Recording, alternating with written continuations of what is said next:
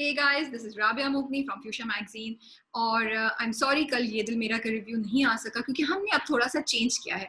अब हम फ्राइडे को ये दिल मेरा, प्यार के सदके और कश्फ तीनों का रिव्यू निकाला करेंगे। मे बी हम एक दो और ऐड करें। हमने रिव्यू को थोड़ा सा चेंज भी किया है। इंस्टेड कि हम रैंडमली बातें करें, हम पॉइंट्स के साथ बात करेंगे जो हमने नोट किए हैं। तो इस बार का रिव्यू देखिए और बताइए कि आपको ये चेंजेस अच्छे लगी हैं नहीं अच्छे लगे हैं। सबसे पहले कश्फ है, फिर प्यार के सदके है और फिर ये दिल मेरा है। और आज मैं कोई भी रिव्यू अकेले नहीं कर रही हूँ। पहले मेरे साथ शाजिया कर रही हैं कश्फ का रिव्यू, फिर मैं फरा शाजिया बात करेंगे प्यार के सदके और लास्ट में अलीजे और मैं रिव्यू करें ये दिल मेरा। So let's start with Kashf. आज हम पहला रिव्यू कर रहे हैं कश्फ का। कश्फ एक स्टोरी है एक लड़की की जिसको ख्वाब में पहले से पता चल जाता है कि क्या होने वाला है। और अभी रिसेंट एपिसोड में दिखाया कि उसका बाप अब कन्विंस हो गया है कि मेरी बेटी फ्यूचर बता सकती है और वो उसको गद्दी पे बिठा के पीरनी बनाना चाह रहा है और उसके थ्रू पैसे कमाना चाह रहा है। तो शाजिया, मुझे तुम्हें लगा कि एक इम्पॉर्टेंट पॉइंट जो हमारी सोसाइटी में इस वक्त एग्जिस्ट करता है, तावीज, कहता भी है मतीउल्लाह कि मेरा तो काम ही खराब होने लगा है क्योंकि वो मौलवी साहब फ्री के तावीज और फ्री की दवाएं दे रहा है। तो ये जो चीज है हमारी सोसाइटी में कि पैसे दे के लोग अपनी मुश्किलों के लिए कोई दुआएं तावीज लेने जाते हैं, फ्यूचर जानना चाहते हैं, मुसीबत को आने से रोकना चाहते हैं, उसको ये एड्रेस कर रहा है। बिल्कुल। आई थिंक एक तो हिरा मानी की एक्टिंग बड़ी जबरदस्त थी इसमें। आई रियली लाइक उसने जिस तरह कैरी किया अपना role throughout the episode. और दूसरा ये बहुत इंपॉर्टेंट पॉइंट था क्योंकि ये हमारी सोसाइटी में है। और एक बड़ी सैड अफसुर्दा बात मैंने ये देखी कि जब ये होता है तो उन लड़कियों को एक नॉर्मल लाइफ जो है ना वो उनको डिप्राइव कर दी जाती है कि अब इनकी शादी करने की तो जरूरत है नहीं, जबकि ये हमारी रिलीजन में नहीं है। तो ये पीरनी फकीरनी उनको बना दो और उनसे पैसे कमाओ। चलो पैसे भी ना कमाओ, उनको एक एक लेवल पे पहुंचा दो जो किसी आम आदमी का लेवल नहीं है और अब इनको शादी करने की तो जरूरत है नहीं, तो वो नॉर्मल जिंदगी नहीं गुजार सकती।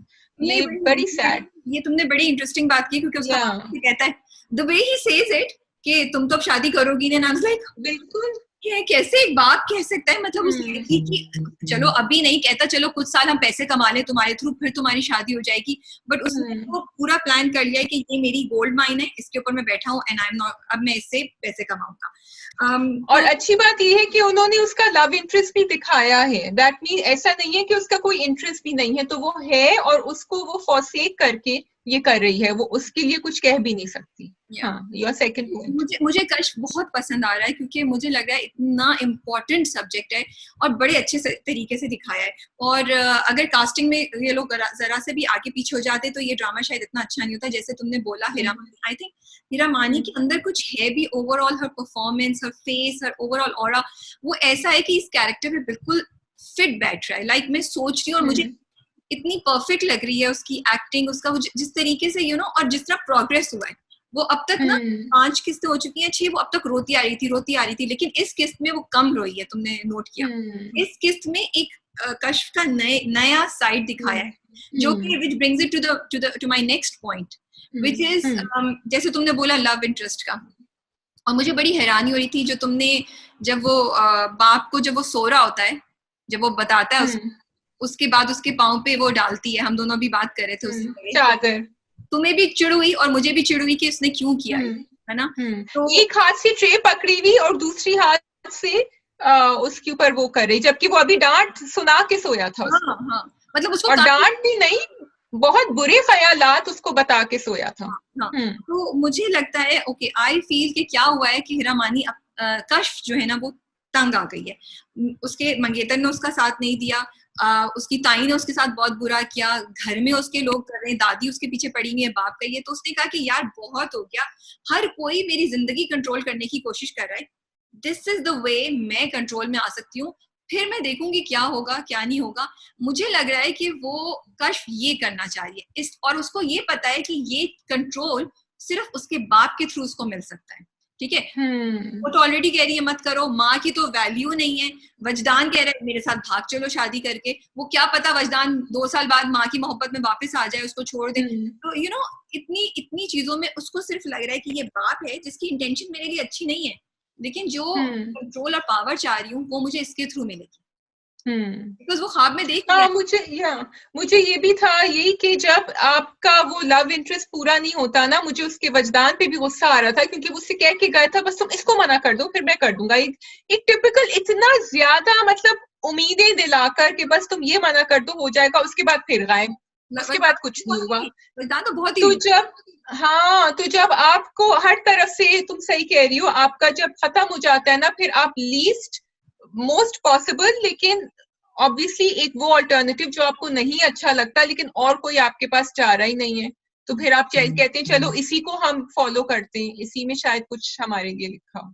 अच्छा, मुझे वो सीन बहुत अच्छा लगा एक्टिंग वाइज ही जब हम बात कर रहे हैं, तो जब वो रिश्ते का इनकार करता है वसीम अब्बास, वो मुड़ता है, उसका और हीरा मानी का जो इंटरेक्शन है ना आंखों का, वो इतना जबरदस्त है कि हीरा मानी अपनी आंखों से, कश्फ अपनी आंखों से कहती है कि मैंने कहा था ना, और उस वक्त उस बात को हिट करता है कि जो मतीउल्लाह कह रहा है वो भी, और ये जो हो रहा है वो बिल्कुल सही, बिल्कुल सही है। अच्छा, जेलस सिस्टर, उनके बारे में क्या ख्याल है? जेलिस सिस्टर जो है भाई, वो तो मतलब सिबलिंग राइवलरी, क्या सिबलिंग राइवलरी, ये तो इतनी ज्यादा एक्सटेंड। फिर मुझे ये भी लग रहा था कि मे बी उन्होंने जो बैकग्राउंड दिखाया है घराने का और सबका, शायद उसमें इतनी ज्यादा होती हो, लेकिन फिर भी एक खींच कर ही एक लेवल उन्होंने आई थिंक एग्जैजरेट करने के लिए इमोशंस हमें दिखाए हैं। बहुत सी चीजें उन्होंने रियलिस्टिक दिखाई हैं कि लोग उसको काली जुबान का बोल रहे हैं, लोग उसको जिन लोगों को वो बचा रही है वो उसके हाथ पे बैत ले रहे हैं और उसको बहुत अदब और एहतराम से देख रहे हैं। ये थोड़ा मुझे ना एग्जैजरेटेड लग रहा है, क्योंकि वो इतनी पेन और इतने दर्द में है कश्फ, और उसकी बहन, उस पर जर्रा भर फर्क नहीं पड़ रहा, फर्क पड़ रहा तो छोड़ो वो खुश हो रही है। तो मुझे ये चीज बहुत अजीब सी लगी, and actually I find discomforting. मुझे लग रहा है कि कश्फ जो है ना, उसका पेन किसी को भी समझ नहीं आ रहा उसके इर्द गिर्द, मतलब वो उस लेवल से गुजर गई है, और वो लोग एक्चुअली सब उसको इस तरह देख रहे हैं, दे आर नॉट, उसको एक नॉर्मल ह्यूमन बीइंग की तरह नहीं देख रहे हैं, उसको वो ट्रीट, उसको एक दर्जा एलिवेट कर दिया है उन्होंने ऑलरेडी, कि ये एक नॉर्मल उसके तो लायक है ही नहीं, ये तो कुछ और ही चीज है। लेकिन मुझे लगता है which is sad, बट मुझे लगता है उसकी माँ और फूफो ये नहीं कर रही, उसकी माँ और फूफो उसके साथ बहुत जेन्युइन है और एक्चुअली उसके लिए वो कर रही है। एंड मुझे बहुत अच्छा लगा कि वो उन्होंने जो ये डायलॉग दिखाया, एक्सक्यूज मी, जो फूफो कहती हैं कि इनको छोड़ें, हम अलहदा घर लेंगे और हम जाएंगे। फाइनली किसी ने सेंस की बात की, क्योंकि उस वक्त मुझे लगा था कि भाई तुम लोग खुद भी कुछ कर सकते हो, which is very important show, लेकिन खैर स्टोरी एक अलहदा है, विच इज कश्फ जर्नी, और ये कि जो लोग या जो खवातीन इस तरीके से गुजरती हैं उनके साथ क्या होता है और किस तरह उसका लाइफ होगा। So yes, it's very very interesting, मजा देखकर। आप लोग कमेंट्स में जरूर बताइए कि आप लोगों को कश्फ कैसा लग रहा है। आर यू फाइंडिंग इट कि ये हमारी सोसाइटी, हमारी रियल लाइफ से क्लोज है, नहीं क्लोज है? थोड़ा थोड़ा मुझे डर भी लगता है, एवरी टाइम वो सोने जाती है ना, मुझे डर लगता है कि हाय बेचारी और मैं आई एक्चुअली कांट वेट कि दूसरी एपिसोड कब आएगी, क्योंकि मुझे कैसे पहुंचेगी उस लेवल पे, फिर इसका क्या reaction. And it's moving very fast, yes it's very fast, आगे चल रहा है। या so let's move on to our next drama, Pyaar Ke सदके। आज हम थोड़ा सा डिफरेंट तरीके से करेंगे रिव्यू। हमारे पास 5 पॉइंट्स हैं और हम उन 5 पॉइंट्स को डिस्कस करेंगे। सो पहला पॉइंट है प्यार के सदके में the fact that they showed the physical relationship between Mahjabeen and Abdullah, जो पिछली बार हम सब याद है, पिछले रिव्यू में हमारा यही पॉइंट था कि क्या वो लोग शादी पे गए या नहीं गए, और जब वो कहती है इस बार, तो आई वाज लाइक शादी पे नहीं गए ये लोग, you know. So I really liked it, I found it very interesting कि उन्होंने बड़े डिसेंट तरीके से, बड़े अच्छे तरीके से उन्होंने इस बात को कम्युनिकेट किया व्यूअर्स को। Shazia, what do you think? I know, मैं जब देख रही थी तो मैंने कहा ओ मुझे फराह राबिया को बताना है शादी पे नहीं गए, उन्होंने देखा कि नहीं एपिसोड, सो दैट वाज मेरा इंस्टेंट रिएक्शन ये था। मैंने एग्जैक्टली यही सोचा था। या तो हैप्पी, अच्छी बात है मजे से उन्होंने दिखाया, उसको स्क्वीज भी कर दिया 1 मिनट का डायलॉग, और बड़ी क्यूट से एक एक्सप्रेशन भी उन दोनों के थे जब वो दोनों आके बैठे तैयार होके, और अतीका उडो का भी बड़ा अच्छा, मंसूरा का भी बड़ा एक पहली दफा वो एक्चुअली उन दोनों के देख के खुश हो रही थी कि अच्छा अब ये मेरे बेटे और बहू जो है ये दोनों खुश लग रहे हैं साथ. सो आई लाइक दैट. वो जो जुमला था जो वो कहते हैं कि शादी पे नहीं गए क्योंकि तबीयत ठीक नहीं थी, वो सरवर और मंसूरा को भी समझ आ गया कि हुआ क्या था. बट फरहद जब वो शुरू में बेडरूम का सीन दिखा रहे थे, तुम्हें उस वक्त अंदाजा हो गया था या इट गॉट कंफर्म्ड और यू फाउंड आउट जब तुम्हें रियलाइज हुआ कि जब वो कहता है कि हम शादी पे नहीं जा सके क्योंकि मेरी तबीयत ठीक नहीं थी? हाँ, आई थिंक मुझे क्या कहते हैं, देखो राबी कितनी इन डेप्थ डायरेक्ट इसके ऊपर आई है, अंदाजा हो गया था फरहद तुम्हें. वो क्या कहते हैं, मैं कैसे आए बाई शाही करूं, मतलब ये इस पे क्या आए बाई शाही.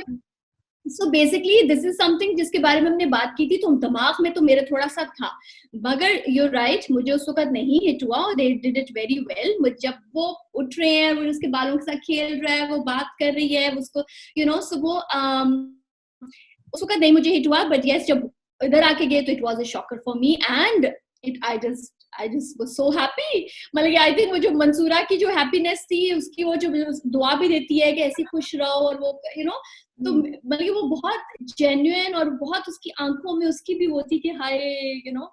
एंड वही वाली शादी वाली बात, कितनी क्यूटली ये दोनों बैठे हैं आके, and the exchange and all that.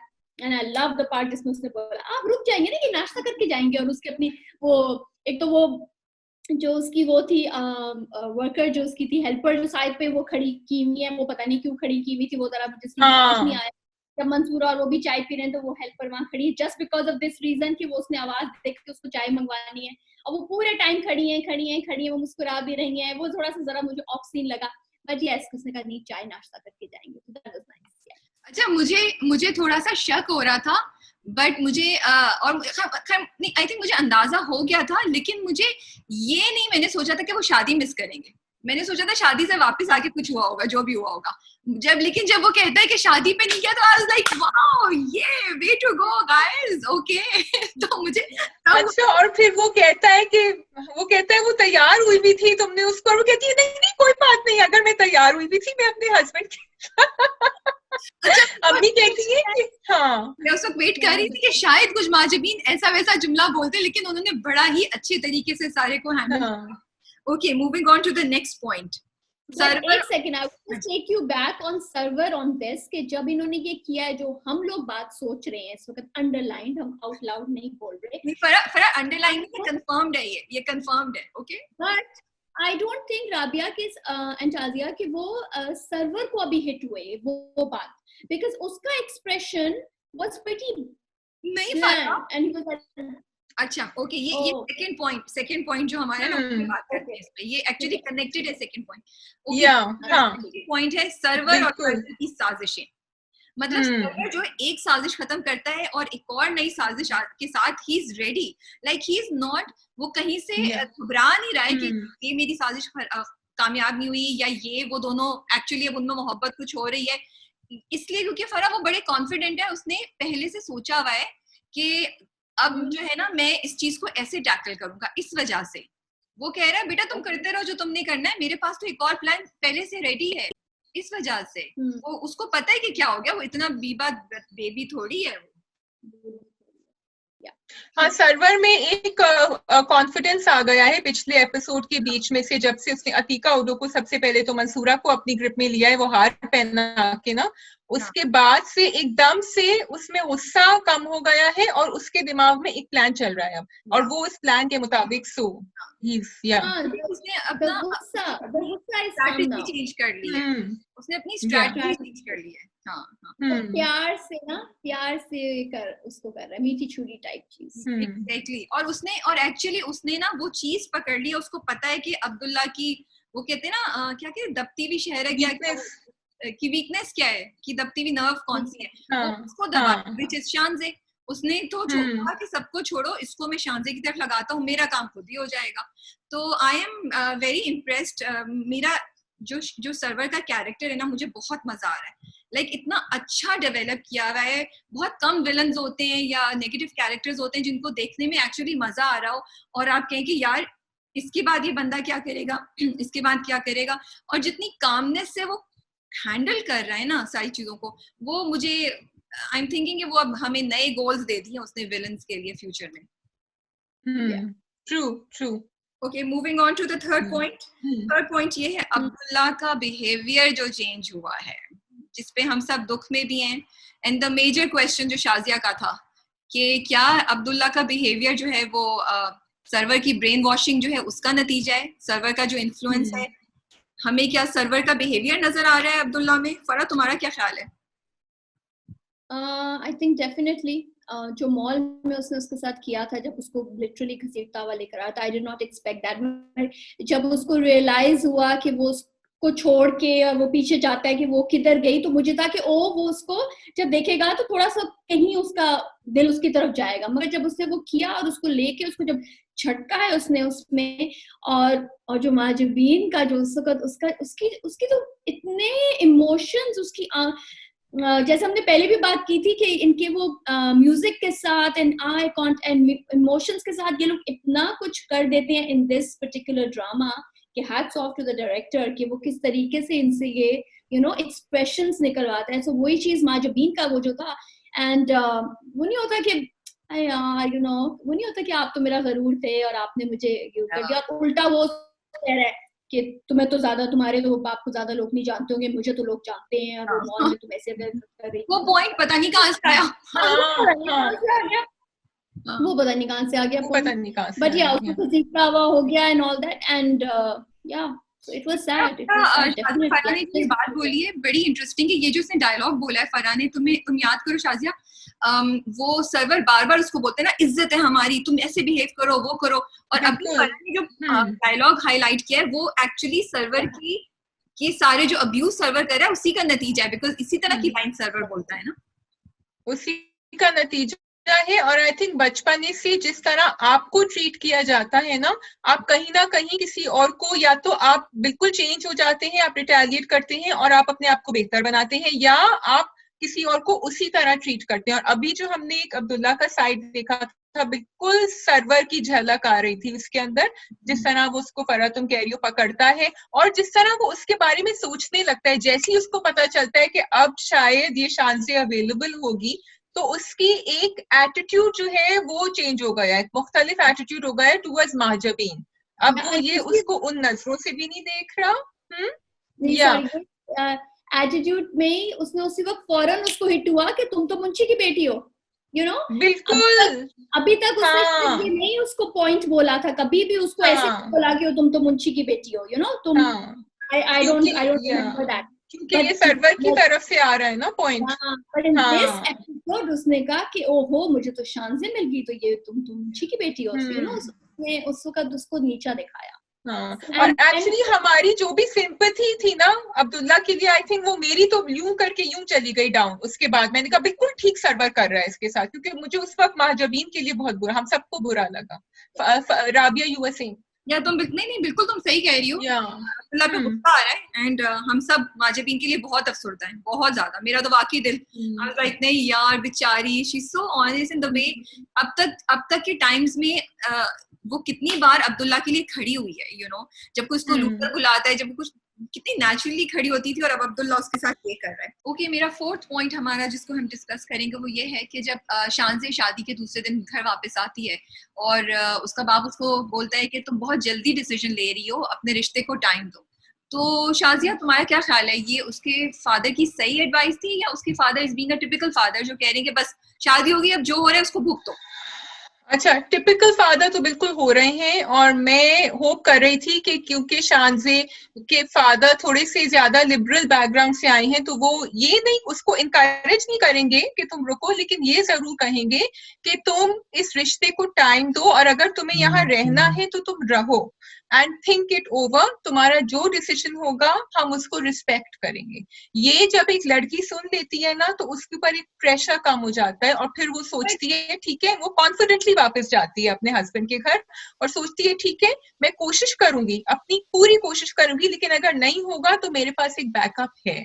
और ये फरा तुम्हारा ख्याल है कि यही बात बोली नहीं क्या बाप ने उसके, कि बाप ने जब उसने शुरू में बोला, बाप ने उसको ऊपर बल्कि सीढ़ियों में जाता हुआ बाप ने यही बोला कि हाँ ठीक है, जब तक रुक रुकना है रुको. So फिर उसने यही उसको बोला कि नहीं, ये मैं I don't think I can do this anymore. So you know, then he came back with that thought कि oh, you know, and yes, as you said, seeing the stance of this dad, this particular father, because ये जिस family से, तो इन पे हो सकता है कि ओ मैं जाके उससे बात करूंगा और मैं ठीक करूंगा, but he was pretty calm in calming the daughter also, which also I think कभी कभार करना पड़ता है, बिकॉज आपको नहीं पता होती डेप्थ क्या है, आप एकदम से नहीं बच्ची को बढ़ावा भी नहीं दे सकते हो, मगर आपने उसको एक वो जरूर देनी अश्योरिटी कि ये घर है, आपने तुमने जब आना है वो करना है. So I am in that two things के कभी कभार यू नो एकदम से भी नहीं करना, बिकॉज अब मैं एक और ड्रामे का बीच में वो बोलूंगी जैसे झूठी में हो रहा है, यू नो,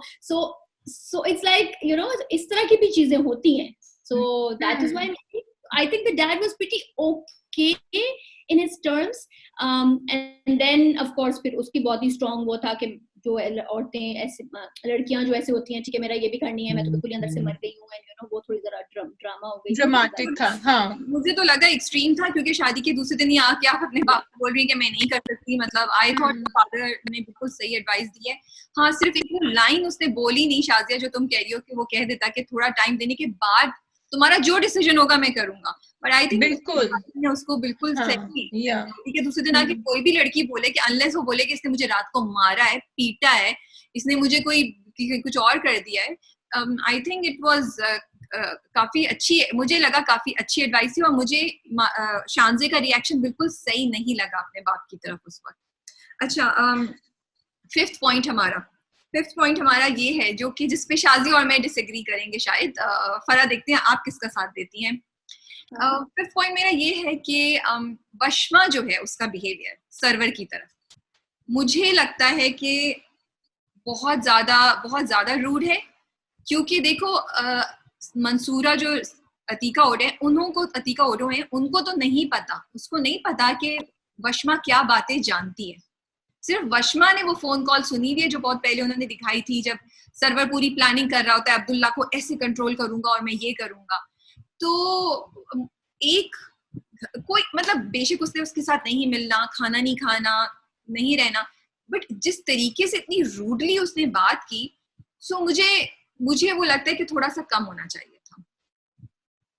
अच्छा, मेरा ये टेक है. फरा पहले तुम बताओ, क्योंकि राबिया मैं तो आर्ग्यू करेंगे इस पे. I really liked it मैं इस पॉइंट ऑफ व्यू से बात करूंगी, माजुबीन के पॉइंट ऑफ व्यू से.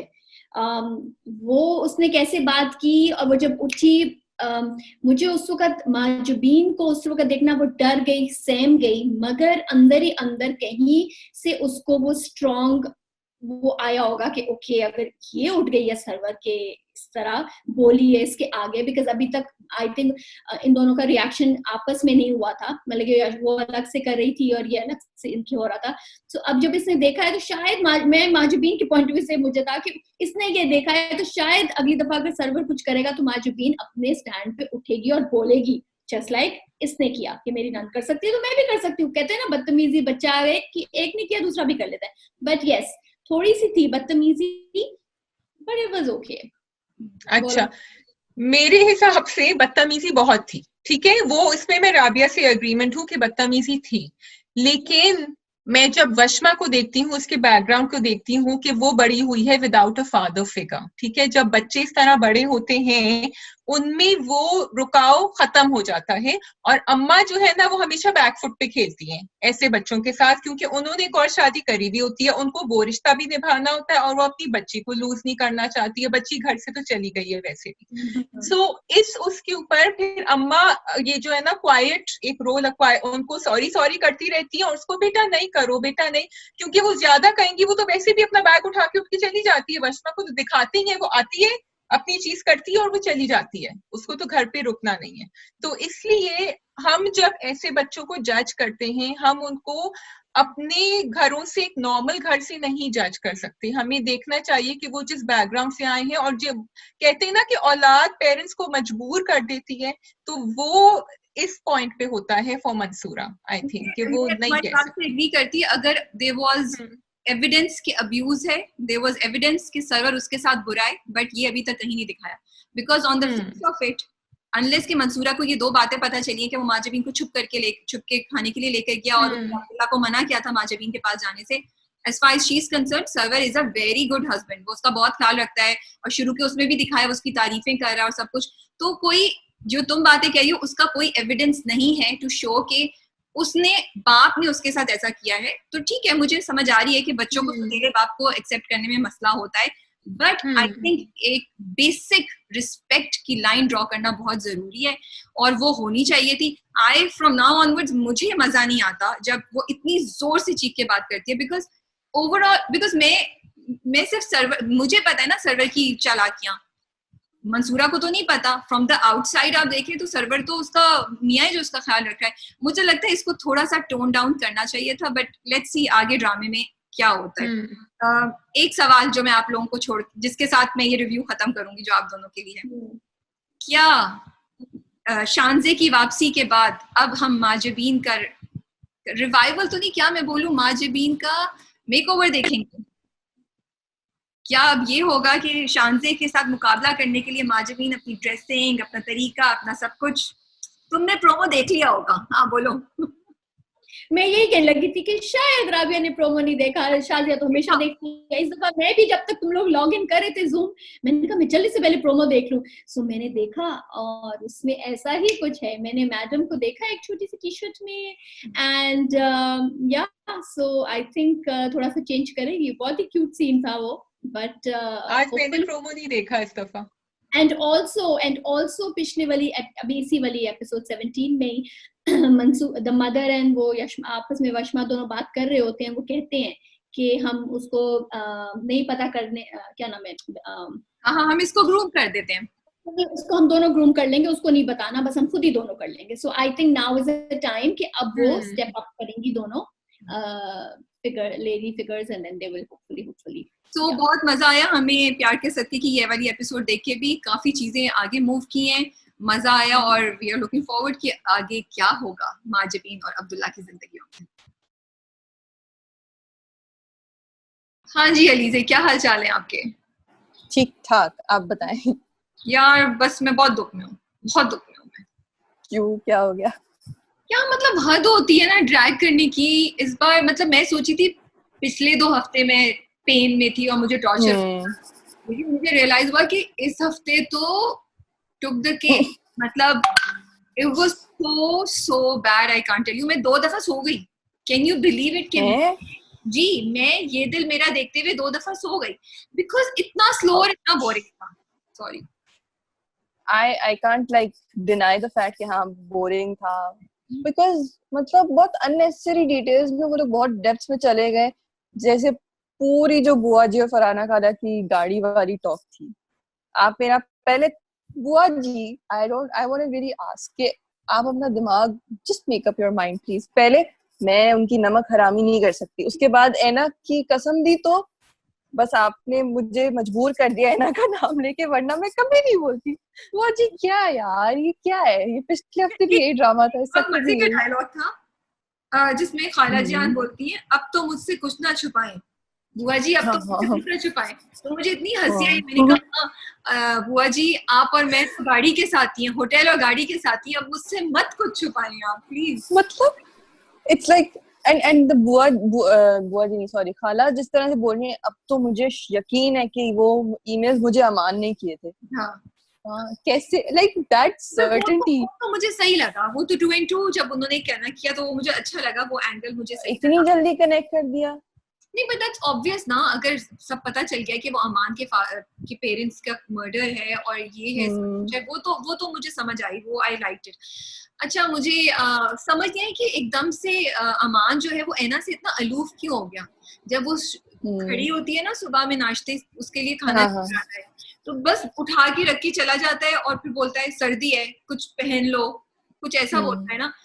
यू नो वो जो केयरिंग अमान था, उसकी टोन, उसके पूरे उसमें तुमने चेंज नोट किया.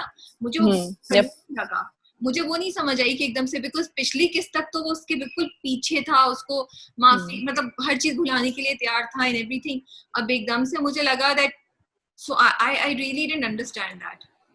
I think he went back to his that zone के जिसमें उसको बस रिवेंज लेना था.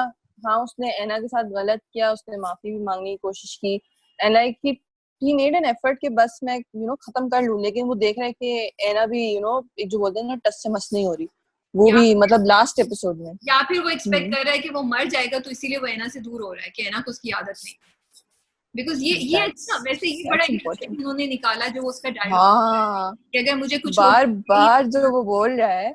हाँ हाँ और इसका एक dialogue was like so good. It wasn't like very heavy, but like उसने जब अब्दुल रहमान बाबा का नाम था, I think अब्दुल रहमान, तो वो बोलते हैं कि आप मुझे दरिया बाग में ही दफन करना। I was like, he's so like prepared for anything that could happen.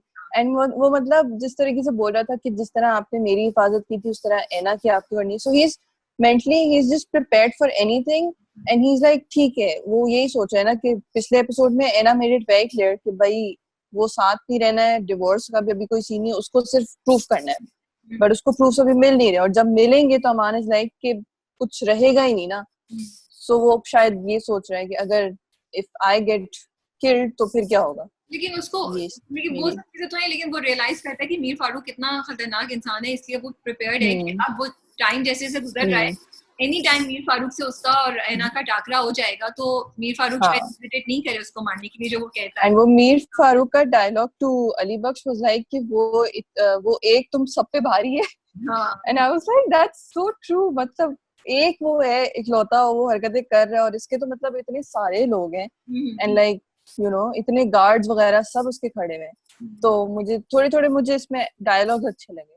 मुझे वो बहुत अच्छा लगा इसका डायलॉग जो ये कहता है कुछ जख्म नासूर बन जाते हैं, मुझे वो बहुत अच्छा डायलॉग लगा, in the way he said it I really liked it. I think ये जो एंगल उन्होंने डाला है ना उसकी मौत का कि पॉसिबिलिटी, वो हम सबको आई एम रियली होपिंग कि वो नहीं मरे, क्योंकि अगर वो मर गया तो एना के साथ बहुत ज्यादती है कि बाप से तो मुतनफ्फर हो जाएगी ना, बाप की तरफ तो नहीं, सो बाप भी नहीं है, ये भी मर गया तो फिर एना का क्या होगा। सो आई रियली होप कि इसको मारेंगे नहीं, लेकिन इंटरेस्टिंग आई थिंक उन्होंने हमें डाइवर्ट करने के लिए डाला है, मुझे ये लगता है फुलझड़ी छोड़, it's sort of A twist and में जो होता है, एक ट्विस्ट छोड़। अच्छा उस सीन के बारे में बताएं, आपको कैसा लगा जो अदनान सिद्दीकी और मीरा सेठी वाला था, नीलोफर और मीर फारूक वाला जो कॉन्फ्रंटेशन थी, डिस्पाइट के मुझे बहुत इरिटेशन हुई जब वो वापस पास्ट में गए, आई वाज लिटरली लाइक नहीं प्लीज डोंट डू दैट। वो नहीं मायरा खान का डायलॉग, मम्मी आप क्या कर रही हैं, तो मैं कहना चाह रही थी ये दिल मेरा की टीम, ये आप लोग क्या कर रहे हैं, ये आप लोग क्या कर रहे हैं। I was just like that, I actually went through, मुझे ना टॉर्चर हुआ है जब वो वापस, और फिर जब वो वाला सीन दिखाया जब वो नीलोफर उनको बोलती है, मेरा नीलोफर से बोलती है कि मुझे बचा लो, वो सीन तो मुझे लाइक चिढ़ नहीं होती, वो रट गया है, वो रट गया है, तो देख के आपको चिढ़ होती है, मुझे उस सीन से ना चिढ़ होती है, लेकिन वो बहुत पावरफुल था जो मार कुटाई का सीन है, जो उनकी कन्फ्रंटेशन का सीन है, और मुझे थोड़ा गुस्सा भी चढ़ा कि वो एकदम से नीलोफर आउट ऑफ कंट्रोल होके मैं तुम्हें छोड़ूंगी नहीं, मैं बदला लूंगी, और बुआ जी मुझे थोड़ा सा लॉजिकल नहीं लगा जब एक शख्स जो इतना खूनख्वार और वो है उसके सामने आप इतना करेंगे, तो वो आपका क्या ख्याल है, क्या होगा आपका ख्याल है बुआ जी आपकी वाकई आके मदद करेंगी, बट एक्टिंग उनकी बहुत जबरदस्त थी वाकई। आई हैव टू से लाइक मैंने सोचा नहीं था, बिकॉज मैंने शायद मीरा सेठी को कभी इतना एक्टिंग करते हुए देखा नहीं है, and I have never seen her projects honestly, लेकिन जो उनके शुरू के सीन से ना वाज लाइक बहुत बोरिंग और डल से जा रहे थे, बट कल वाला एपिसोड जो वो चीखी है, I was like I never thought कि she could be that powerful. वो जो थप्पड़ पड़े, वो जो बेल्ट उतारता है, उसके रिटर्न में Adnan Siddiqui has always been like the Adnan Siddiqui, so उनको तो I can't even say anything, like he was amazing as always, लेकिन कल मैं वही देख रही हूँ ना, मीरा सेठी like I never knew that okay इतनी अच्छी एक्टिंग हो सकती है, और बस वो just the power in her voice was just like amazing, I really like that। बिल्कुल वो डेफिनेटली बहुत पावरफुल सीन था, बट ओवरऑल एपिसोड बहुत ड्रैग थी। और मैं एक और बात कहना चाहूंगी प्लीज एडिटर्स से और टीम से कि जब आप लोग एडिट कर रहे हैं और आप दो लोगों का सीन है, ये पिछले एपिसोड में भी था, इसमें भी था, जब वो बाबा से बात कर रहा होता है तो उस बंदे की आवाज है और अमान का शक्ल दिखाया है, लेकिन इधर से जो एंगल है उसका मुंह नहीं हिल रहा, इसलिए छोटी चीजें हैं, आई थिंक इनको फिक्स कर ले तो अच्छा होता है। ऑल्दो जो अब्दुल रहमान बाबा और अमान वाला जो सीन थे, वो जो कैमरा वर्क था उसमें, वो मुझे बहुत अच्छा लगा. लाइक मैं इतना गौर से नहीं देख रही थी, but then I suddenly was like कि कितने मतलब अच्छे एंगल्स लिए हैं कि अमान का पूरा फेस आ रहा है, उसके बाल जो स्पेशली उसका एक ऑरा बनाते हैं वो, और उसके आईब्रो रेज, मतलब वो एंगल्स मुझे बहुत अच्छे लग रहे थे कि वो क्लोजअप्स बहुत अच्छे लिए थे लोगों ने. I really like that. बस आई थिंक इतना ही है. आज हमारे पास भी कुछ ज्यादा बात करने के लिए नहीं है. तुमने ट्वीट पढ़नी थी तो वो हाँ, मेरे पास एक ट्वीट है. तो ये ट्वीट है, the only scenes that mattered, Sahad, Adnan Siddiqui and Meera Sethi were absolutely phenomenal. Despite being a drag fest, I'm glad they showed what led to Nilofar's murder in detail, Anna finally remembering her mother's face, and Aman's final step towards revenge. ये दिन मेरा. आई am sorry, मैं आपसे agree नहीं करती. आपकी half tweet से agree नहीं करती. हाफ ट्वीट से एग्री करती हूँ कि हाँ उन्होंने सीन पावरफुल था, लेकिन इस मतलब तीनों एपिसोड्स को मिला के एपिसोड हो सकती थी. और जब एना ख्वाब भी देख रही थी तो आई वाज लाइक बस अब इसको पता चल जाएगा, अब इसको समझ आ जाएगी. बट वो इतना स्लो दिखा रहे हैं कि But didn't you think it was like repeated? Because पिछले एपिसोड में, हाँ, उस पिछले एपिसोड में हमने देखा था कि वो ख्वाब देख रही है और उस वक्त हमने एडिटिंग की भी तारीफ की थी. But honestly जब वो ख्वाब इस एपिसोड में I was like, this is just like पिछला एपिसोड, मतलब exactly same. इस एपिसोड में एक्चुअली कुछ भी नहीं था. आई एम सॉरी टू से, लाइक हमने आप जो सारे ये दिल मेरा के फैंस हैं, हमने बड़ी मुश्किल से ढूंढ के कोई चीजें निकाली है कि हम आप लोगों को खुश करने के लिए कुछ छोटी सी बातें बोल सके, वरना एक्चुअली इस एपिसोड में कुछ भी नहीं था.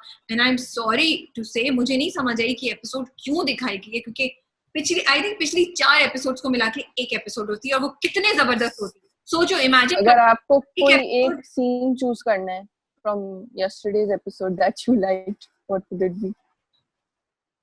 अच्छा, ऐसी जनरली एक्टिंग वाइज बता दे, स्टोरी वाइज तो चले हम थोड़े नहीं अच्छे जा रहे हैं, बट तो मुझे मीरा सेठी और अदनान सिद्दीकी का अच्छा लगा. I am really sorry to say, लेकिन मुझे आहद और सजल की एक्टिंग भी बहुत मोनोटोनस लगी है. मुझे लग रहा है पिछले 3 एपिसोड्स से उनके वही एक्सप्रेशंस हैं, वही उसमें वो फंसे हुए हैं, उससे निकल ही नहीं रहे हैं. We are not plus there just like 5 minutes या हार्डली कुछ स्क्रीन टाइम हो रहा है, बाकी सब बुआ जी पे जा रहे हैं और लाइक पास्ट पे जा रहे हैं, सो इट्स नॉट, पता नहीं. इमेजिन करो एक एपिसोड होती जिसमें ये भी पता चल जाता कि नीलोफर को कैसे मारा, ये भी पता चल जाता कि फाइनली अमान और मीर फारूक का टाकरा कैसे हुआ, ये भी हो जाता कि एना ऑलमोस्ट पहुंचने वाली है.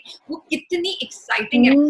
लाइक ऊपर से Meera Sethi, like Nilofar was supposed to run Ana को लेके. मुझे ये लगा कि इस एपिसोड के एंड तक तो बता देंगे कि वो लेके भाग गई और मर भी गई और सब, मतलब बता देंगे, बट वो भागी नहीं अभी तक. मैं तो ये सोच रही थी, ये वो भी प्री कैप में लिखा है.